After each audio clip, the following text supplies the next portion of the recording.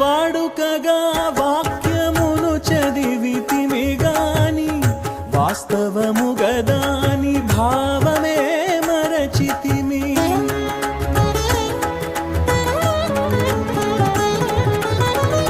వాడుకగా వాక్యమును చదివితిమి గాని వాస్తవము గదాని భావమే మరచితిమి. ఆచారముగా ఆలయమేగితిమి గాని ఆచారముగా ఆలయమేగితిమి గాని ఆచరణలో ఆజ్ఞలను విడచితిమి. ఆచరణలో ఆజ్ఞలను విడచితిమి. తుదకు వాక్యము నీవని ఎరిగితిమి. నీ ఆలయముగా మేము మారితిమి. యేసు అంజలి